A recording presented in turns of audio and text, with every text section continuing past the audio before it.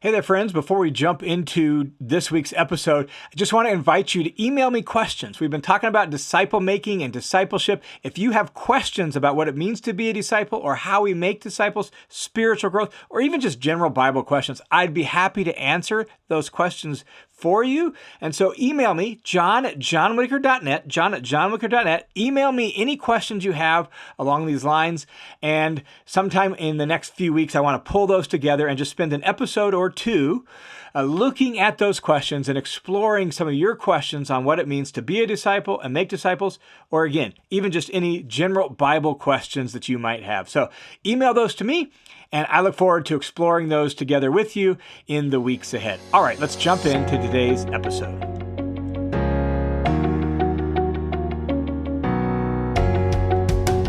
Hey there, friends. Welcome back to another episode of the Bible in Life podcast.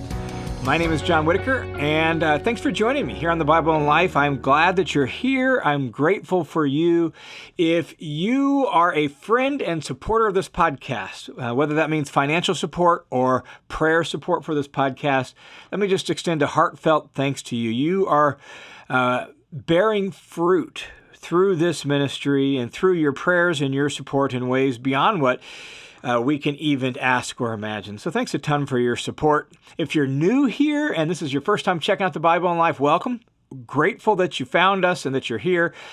My goal on this podcast is to provide what I like to call blue jeans theology. And by that, I mean just simple, clear, down-to-earth Bible teaching that's really rooted in the context of everyday life and the language of everyday life to help us follow Jesus in the midst of our everyday life. So that's what we're all about, blue jeans theology. And over the last handful of weeks on the podcast, what we have been exploring is just what it means to be a disciple and to make disciples. And we've just talked about some of really the important principles or themes that govern that for us and guide us in that. The reality is, even though there's a lot of talk about Jesus-style disciple making or Jesus-style discipleship today, and yes, I agree with that, but we can never do today exactly what was done in Jesus' day. The world has changed so much. We're not first century Judaism that had this well-established model of rabbi and talmidim, and we're just different, right? And yet there are huge principles from the example of Jesus and the teaching of the apostles that guide us in what it means to be disciples and to make disciples. And so that's what we've been exploring over the last handful of weeks on the podcast is what are some of those principles? What are some of the guidelines? What does it mean to be a disciple, and how do we do that? And we've said that discipleship essentially entails attaching ourselves to Jesus to learn from him how to do life his way, to be with Jesus, to become like Jesus. That's essentially what it means to be a disciple, whether that means us ourselves, right, being a disciple, or even making disciples. That's what we're helping other people do, be with Jesus to become like him. We've also said over the last handful of weeks that this learning, this being with Jesus, this learning to become like Jesus, that being a disciple always involves a life-on-life transfer. It's not just an information transfer. It's not just if you know enough Bible and you know enough theology, then boom, you got it figured out. But there's a life-on-life transfer. That's why attachment with Jesus is so central. We must be with him so that he can pour his life into us. We can see how he handled situations. That's why you have the four Gospels, right? And they tell stories about Jesus, so we get pictures of how Jesus interacted with people and what he did in his teaching. So we're with him through the text of Scripture. We're with him personally because he's risen and alive and with us by his Spirit now. So we're with him and he pours his life into us. It's also why relationships with other people is so crucial. We need their guidance. We need their help. We need their example, their concrete example for us to show us what living like Jesus looks like, right? We need others. Not only that, we need others because it's really in relationship where we begin to be like Jesus, that there's this one anothering that happens. We talked about that, and love one another, serve one another, bear one another's burdens. It's in this way that we learn to love like Jesus loved, and so that's very important. So there's always, in being a disciple and making disciples, there needs to be a life-on-life transfer. We also said that we can be very much a beginner and still be a disciple, right? That it's not performance-based. You don't have to be perfect to be a disciple. You're simply a person who recognizes who Jesus is, the wisdom he has, that he is who he said he is, and you want to learn from him how to do life his way. And so you attach yourself to him on that basis. And so you could be very much rudimentary at it, very preliminary and basic and kind of a beginner at it, and you can still be a disciple because you're learning and you're watching and you're listening and you're taking it in from Jesus and you're trying to understand him, trying to put into practice what he tells you to do. It's based on submitting to Jesus as our rabbi and our leader and beginning to do what he teaches, not perfecting it all, right? Just beginning to do it and taking him at his word. So we can be very much a beginner and still be a disciple. And we've also said that this learning happens in an environment of grace where even though we are a beginner and even though we're not perfect and even though we're a work in progress, there's grace and God looks on us with favor. And God receives us and welcomes us gladly with kindness and love and favor. And where our performance doesn't determine the nature of our relationship with God and with Jesus and with the Spirit, but we exist in this circle of grace, this environment of grace where that's the whole context in which we're operating. So today, what I want to do on this episode is I want to wrap up this whole series, and I'd like to focus, by way of wrap-up, what is the central mode of operating for disciples of Jesus? If we had to summarize the key modus operandi, right? The key mode of operating for disciples of Jesus, what is that? So I want to look at a couple short passages out of Galatians chapter 5 that help us see what really is at the heart of the way we operate and the way we do life and how we live and conduct ourselves and carry out our life as disciples of Jesus. The first one is Galatians chapter 5, and let me just read verses 5 and 6. He says this, "For we, through the Spirit," notice that, we'll talk a little bit more about that here in a little bit. "We, through the Spirit, by faith, are waiting for the hope of righteousness." We're looking forward to the time when God makes everything right. That's the hope of righteousness, the hope of the fact that we have been given righteousness, but also the hope that righteousness will fully come someday when God makes everything right. And so we are living in this present time as participants in the new creation, but looking forward to the fulfillment and the final, ultimate new creation when God makes all things new and everything's right. And we're doing that by faith through the Spirit. Then he says this, verse 6, "For in Christ Jesus, neither circumcision nor uncircumcision means anything." You got to know the context of Galatians to know why he mentions that here. And we don't have tons of time to look at that. I would direct you to my listener's commentary on the entire book of Galatians. It has the backstory, which will help you understand what's going on in Galatians, and then it walks you paragraph by paragraph through the book of Galatians. But in a nutshell, the Galatians were being influenced by some Jews, probably Jewish believers, who were teaching them that if you really want to be part of Abraham's family and really be part of the people of God and really be in a right relationship with God, you need to keep the Jewish law, the Old Testament law, especially the visible marks of that, circumcision, food laws, and things like that. Paul here says, that's really not what counts. That means nothing. That's not the essence of it. What is the essence of it? And here's the first phrase I really want us to pay attention to on what is our mode of operating. He says, circumcision and uncircumcision doesn't mean anything, but faith working through love. Faith operating. Faith working. Faith being energized and empowered through love. That faith gets its energy and its work and its power through love. Faith working through love. So what is faith? That's like our key phrase. We'll add a little bit more to it here in a second, but that's at the heart of it. Our mode of operating is faith working through love. So what's faith? Well, faith, the Greek word pistis or pistos, faith is essentially involves several elements like confidence. Faith entails confidence. We have confidence in Jesus. and who he is and what he accomplished. We have confidence in his resurrection. So there's confidence. There's trust. Faith entails trust. Because we have confidence in him, we trust him. We figure he's smart. He knows what he's talking about. He's wise. That his way of doing life is the best. That his instructions actually are good for us, good for the world, and so we trust him. We trust his promises. What he said he can do, he'll do. So we have confidence in Jesus, and we trust him. And then the other component is loyalty. Allegiance and loyalty. Faithfulness. The same word that's translated faith often has a sense of faithfulness in Greek. And so those three components, like we have confidence in Jesus, we trust Jesus, and we're loyal to him, that we stick with him, and we're faithful to him, and we don't cheat on him. We don't have one foot with Jesus and one foot with the world and one foot with other teachers. Jesus is our guy. He's our teacher. He's our rabbi as his disciple. And so we're loyal to him. We trust him. We have confidence in him. So we do what he says. Maybe not perfectly, maybe pretty rudimentary, but we're working on it. We're putting it into practice, right?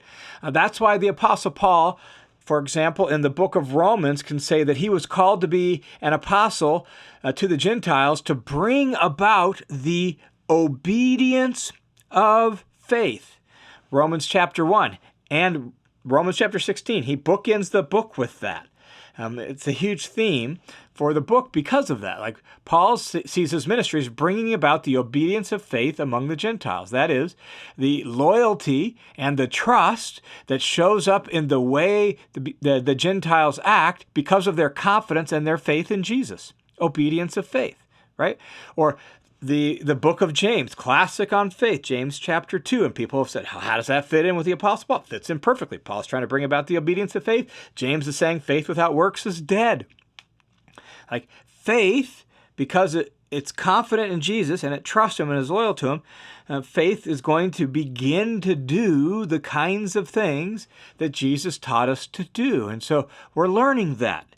We may at first not be very good at it, but we're going to get better. We're works in progress, right?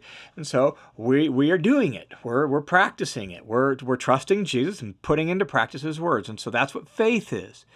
And so we attach ourselves to Jesus because of our confidence and because of our loyalty, and we trust his word, and we just begin to put it into practice. And so faith is really how discipleship begins. Faith is how discipleship grows. Faith is the entire way discipleship matures. This confident trust and loyalty to Jesus. Faith. So faith working through love. This kind of faith that we just described, working, operating through love. And biblical love is, while it can include the feelings, it's not based on feelings. It's not driven by feelings. Biblical love, feelings are more like the caboose of the train, not the engine of the train. In biblical love, loyalty and commitment are the engine that drive the train. Biblical love is this commitment to another for their good and their well-being, regardless of what we get out of it ourselves. That's biblical love. And Jesus taught us that the two greatest commandments are to love God and to love our neighbor as ourselves, right? To love God with every part of us, with our whole being. Love God with your heart, soul, strength, and mind. Every part of you, every facet of your humanity, love God with that, and love your neighbor as yourself. And it's this sort of self-giving commitment to another person, regardless of how we feel or regardless of what we get out of it. That's why we even love our enemies. We don't have to feel good about them and have strong affection for them, but we're still committed to their good and to their well-being. And so we love. So our faith is operating in and through and by love. Love for God. Love for our neighbor. Love for our enemies. And because we love them, we want the best for them. Because we love them, we are doing good for them. Because we love them, we want to bless them and pray for them and serve them, right? And all of that. And so faith working through love. There's a brand new book that just came out in the last couple of weeks called Resilient by David Young. It's probably the very best book I have read on the current state of affairs in America, North America, Western culture in general, where we're at and where we're heading right now in Western culture, and how we as followers of Jesus can live faithfully in this present time period. It gives all sorts of real concrete examples without being alarmist. It gives really great wisdom for how to navigate some of the rough choices that we're already facing and the ones that are lying ahead for us. Great little book, Resilient by David Young. But in this book, he actually talks about the kinds of love that we and the order of love that we need to have as the people of God. Let me just read you these little descriptions because I think it'll help us understand what it means to practice faith working through love. He says this: it means that we love God first and love Him for His own sake and not for what we get out of it, although we know that loving God satisfies our heart's deepest desires and needs. And so we love God first and we love Him for His own sake. And then we love others for the love of God.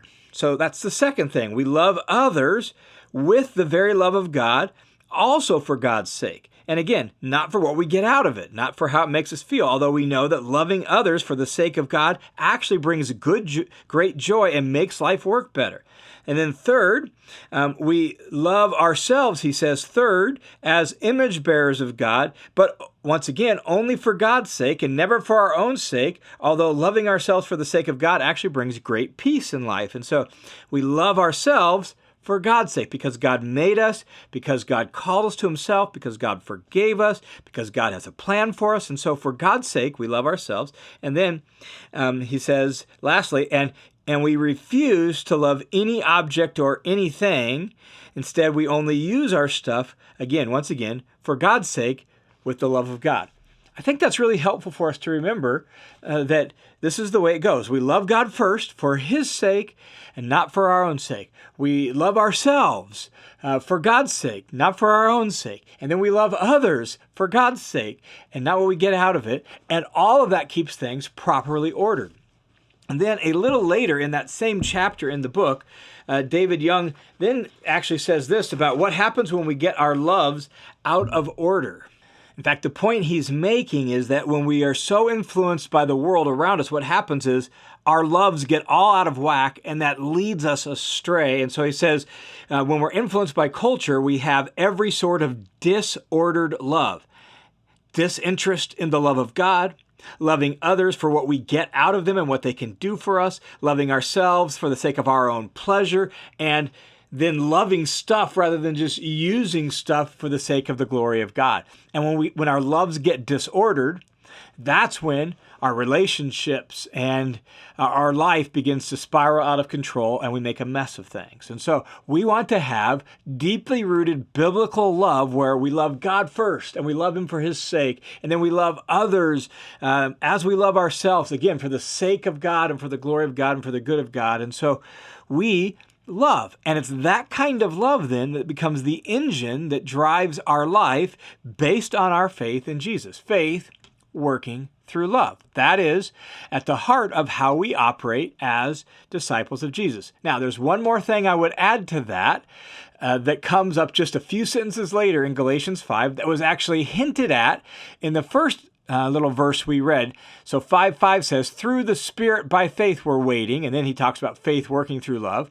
And then a few sentences later in Galatians 5:16, he talks about the power of the Holy Spirit. He says in Galatians 5:16, walk by the Spirit and you will not carry out the desire of the flesh. The flesh refers to the fallen way of life, the fallen human culture, the fallen human desires that are within us that we've learned from our own family of origin and that we learn from the culture around us and that we learn from our own brokenness. So don't go about your life according to the fallen desires and the fallen wishes and the fallen ambitions of this world, the flesh. Instead, walk by the Spirit. Walk in partnership with the Spirit. And so to put that together with faith working through love, I would say, here's the way disciples operate. We operate by faith working through love in the power of the Spirit. That's how we operate. That's our complete way of doing life as disciples. At the heart of our mode of living on a daily basis is faith operating through love by the power of God's Spirit. As we walk in partnership with God's Spirit, He strengthens us and teaches us and enables us to become increasingly filled with the love of God and confidence and trust and loyalty to Jesus. Faith working through love by the power of the Spirit. Now, in other places, I've talked about how do you walk by the Spirit and what does that mean. In fact, in my Basics of Spiritual Growth class that's inside the study hub on the Listener's Commentary website, or you can purchase a subscription to all my courses on johnwhitaker.net. In that course, I have a whole little section on how do you walk by the Spirit. But in essence, walking by the Spirit entails, again, attachment, where it's being with. We attach ourselves to God's Spirit, who now lives with us and in us, and we go about life attached to Him. That's the fundamental thing. He's our walking partner in life, and to walk means the way we go about life. So we go about life with Him, in relationship with Him, attached to Him. We put specific activities in our life, practices and habits and spiritual disciplines to help us stay attached to God via the Spirit. And that attachment then enables the Spirit to be like our transforming friend in life who teaches us His way, and we increasingly have new fruit that's produced in us. And so our characters change from the inside out, and we begin to routinely and habitually act the way Jesus would act if He were in our place, with love, joy, peace, and patience, and so on and so forth. And that's why when you walk by the Spirit, you will not carry out the aims and ambitions and desires of the flesh. So as disciples of Jesus, as we wrap up this series on living and being a disciple, that's the heart of it. That's how we should live. Faith in Jesus, operating through love of God and love of others in the power of the Spirit. That's our complete operating system as disciples of Jesus. And I'm for one, I'm still learning how to do that well. I'm not perfect at it. I'm guessing you probably aren't too. And yet I do this in the circle of grace where God looks on me with favor and smiles on me with love. And thus I know that the progress I'm making is enabled by Him, and that He and I are on good terms because of what He has done for me through Jesus. And so though I'm not perfect at it, I continue to move forward gracefully, gratefully, thankfully, humbly, walking by the Spirit as He fills me with the love of God and strengthens my faith in Jesus Christ. Faith operating through love in the power of the Spirit. And I pray that's super clear and helpful to you as you just begin to reflect on what would it look like for you to live that way, to carry out your discipleship to Jesus that way, because that's our operating system as disciples of Jesus. So thanks for tuning in to this episode of the Bible in Life podcast. I pray this series on being and making disciples has been helpful to you. If you have questions, again, just to restate, if you have any questions, like I said at the beginning of this episode, I would love for you to email them to me, message me. My email is john@johnwhitaker.net, john@johnwhitaker.net. Just email them to me. I would love to take some questions, whether it be on spiritual growth, whether it be on a specific thing we've talked about discipleship. So anything about discipleship, spiritual growth, or even just a general Bible question, shoot them to me. And here in the next few weeks, I'll do an episode or two, depending on the number of questions, just answering your questions along this line of discipleship, spiritual growth, or just Bible questions in general. Thanks a ton for your support. May God bless you as you walk with Him. I look forward to talking with you again next week.